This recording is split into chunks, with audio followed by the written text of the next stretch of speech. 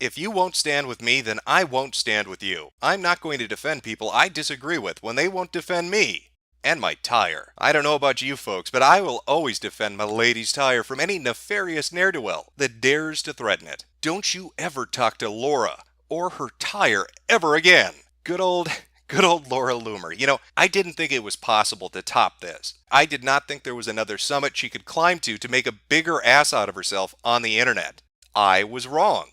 This incident with her and her tire I ended up covering in a Rebel Media video I did about a month back, just briefly touching on it, as it was a smaller part of a larger story. But today we're talking about Laura, so allow me to fill in some of the details for you if you happen to miss this taking place. Laura took to Twitter to inform people that the evil Antifa activists had located her and they had taken revenge against her conservative values by slashing her tires. They didn't knock out any windows, they didn't burn the Jeep, they didn't carve anything into it. There was no note left, nobody saying, "Not even your bicycles are safe, Laura, Antifa has arrived." Of course, rather than gaining sympathy and getting the outpouring of condolences from everybody weeping over the loss of her beautiful tires, she started to get pushback pretty much immediately, with people chiming in to say, "That doesn't look like a slash mark to me. It looks like your tires are rotted," or "It looks like you drove it into a curb." Well, as you can imagine, Laura didn't take that too well. She started posting a bunch of documents from the towing company and from the garage that she took it to, saying that this was clearly an Antifa-motivated knife attack. Of course, that kind of blew up in her face when somebody took the effort to contact the towing company and the garage she brought the car to. In fact, if you look at the forms that she posted on her Twitter account, they're actually customer survey forms. She wrote that in herself. There's a whole bunch of funny inconsistencies with these pictures. The dates are wrong. It's the same handwriting even though it's two different companies. There's no billing charge listed anywhere on the document. It's amateur hour. I mean, it got to the point where even the Michelin Man, the fucking Michelin Man, was talking shit about Laura Loomer. People were writing articles about this, laughing at how stupid she is. Somebody even went to the effort of making a fake GoFundMe page to mock her and her stupid tire story with a reasonable goal of $2,000 to replace that tire that she needed to get replaced. Now, what makes the GoFundMe page so goddamn entertaining is it's a play off something that happened even earlier in regards to her disrupting a play that took place. You may remember this, you may not, but Laura Loomer is the one that went up and interrupted Shakespeare in the Park. Freedom. Stop the normalization of political violence against the right. This is unacceptable. You cannot get off the stage. All right, ladies and gentlemen, we're going to pause. We're going to pause. Security. This is violence. Security, please.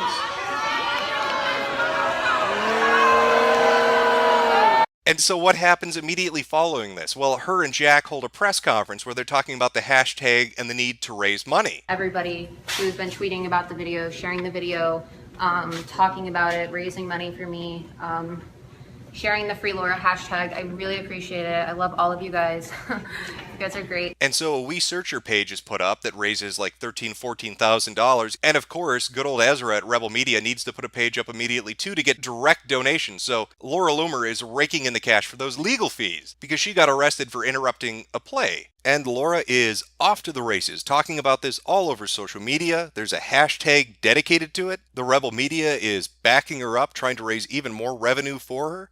But within a few days, people start to voice their concerns about this, seeing it as a PR stunt, as a way to garner attention whoring to build up her name and her brand. Even more than that, multiple sites come out with articles talking about how the Defense Fund, the website that was set up by the Rebel Media, was set up prior to her ever going to Shakespeare in the Park. Let me say that again so you get this. They had donation pages set up ready to roll before she ever even did this, before she knew the reaction she would get.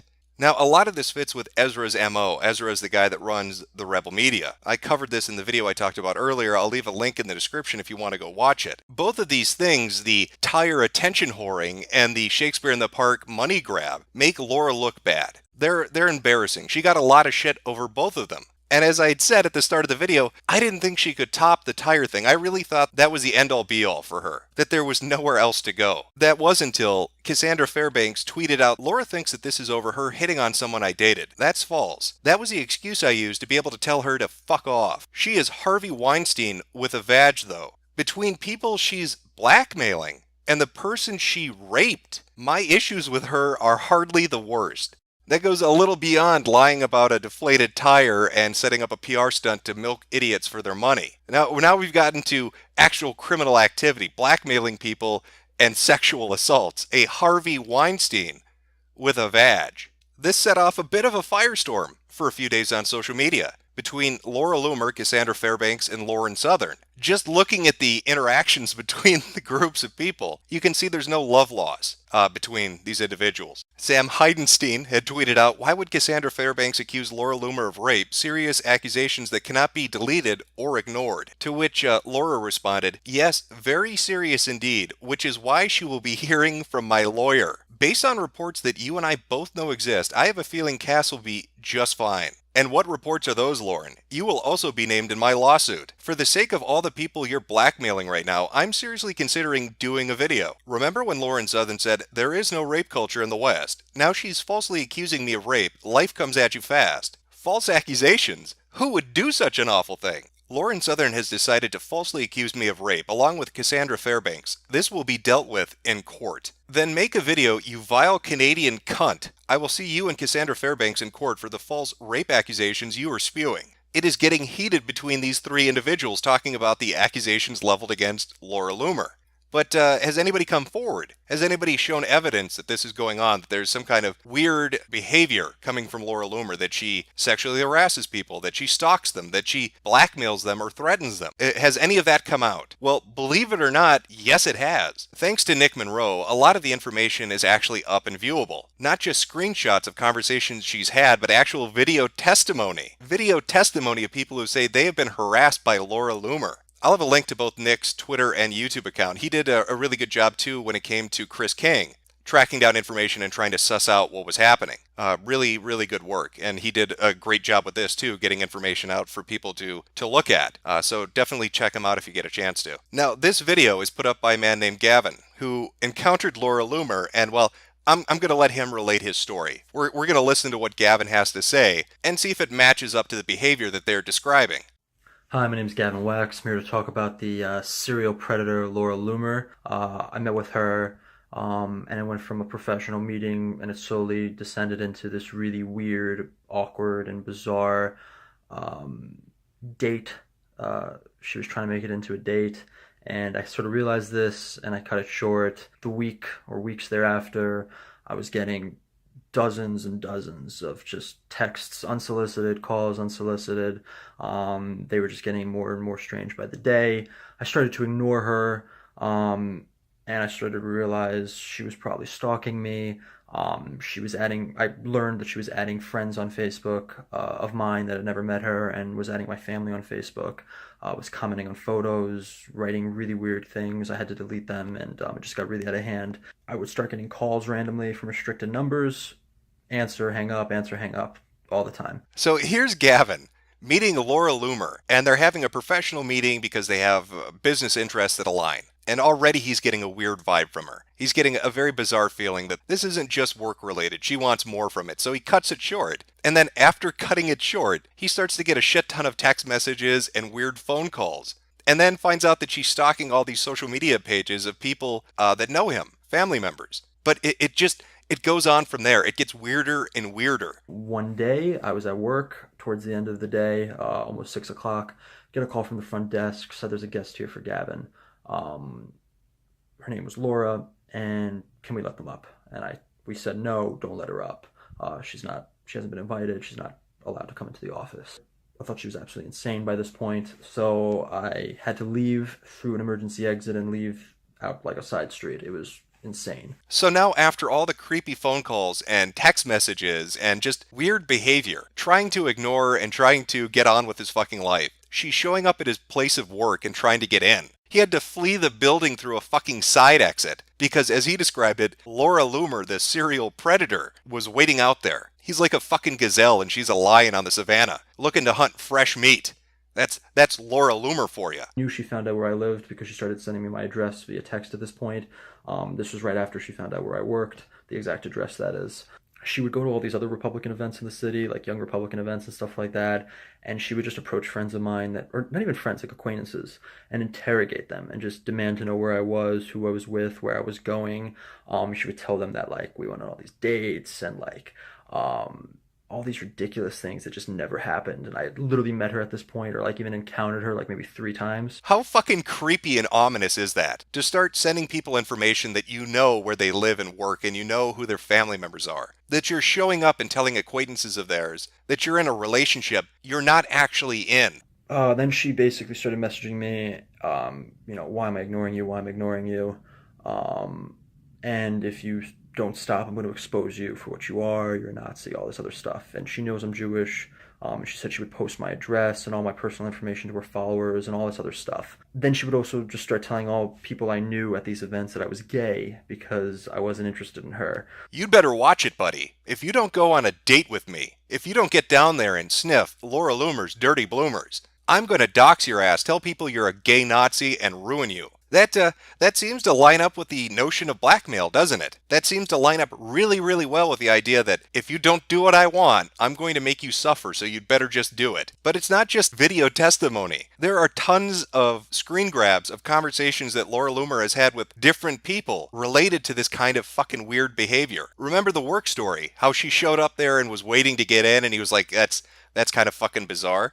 Read this shit. How do you know where and when he works? Did you just Google it? And are you actually there? Yeah, I'm there waiting for our date. Are you really there? Yes, I said I don't have any plans. Hey, I'm downstairs in the lobby at... This is insane. Did you tell her where I work? Bro, I'm trying to help you get a job and you're sending this lunatic to my job. I'm leaving to go get drinks and I can't even leave the building. I saw you at the protest and tried to talk to you, and you walked right by me. Super rude. When? The Milo Pam protest. I walked towards you and waved and said hi, and you kept on walking with your friend.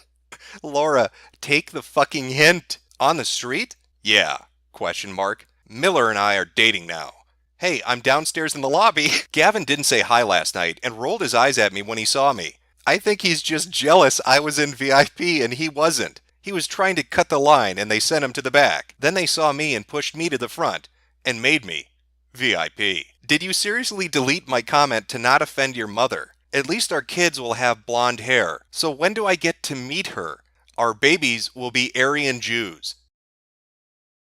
No wonder why you're cute though. Your mom really is a MILF. Your mom is a MILF. I was creeping on my future mother-in-law's profile. How crazy is this bitch? How fucking thirsty is she? She's stalking his fucking mother's Facebook profile and then talking about how hot she is. And then actually using a pickup line that says, our babies will be Aryan Jews, because you know, that gets guys' dicks hard. Stalking me at work and leaving hundreds of voicemails and text messages, texting me at all hours of the day and lying to people. That's what I look for in a good female companion. Well done. Well done. The crazy train has left the station and Laura Loomer is the goddamn conductor. I'm just really impressed. I've never seen somebody continually get themselves into embarrassing positions like this. It's a walking PR disaster. Making up stories about your tires to get sympathy, pre-planning an activist activity to try to raise money, and then creeping on guys to the point where they feel like they're being blackmailed, and having a rape accusation thrown at you, getting into a fight saying you're going to sue people, and then evidence comes out showing that, yeah, you're kind of a psychotic bitch. A little bit fucking crazy. Now, these are all allegations. These are all allegedlys. I don't know if Gavin's lying, but he's put it out there. And of course, that this is all just pure fiction. If Gavin is just making it up, you can expect Laura Loomer is going to sue him. But she'd better be careful, because if there's any truth to these allegations, he's going to have evidence of it. He'll have call records of it. He'll have voicemails of it. He'll have text messages of it. Other people will be able to testify about her conversations with them in regards to the relationship that she and he had. Even more than that, if other people are affected, if Laura Loomer does this to more than just this guy, if that rape accusation is on the level, it is going to be a world of hurt for Laura Loomer. And I look forward to the disaster. I look forward to watching this tire heap catch on fucking fire, because that's what's going to happen. Lawsuits will get fired, more allegations will come out, and Laura Loomer will continue to be the living PR disaster that Laura Loomer is. I want to go home with Gavin.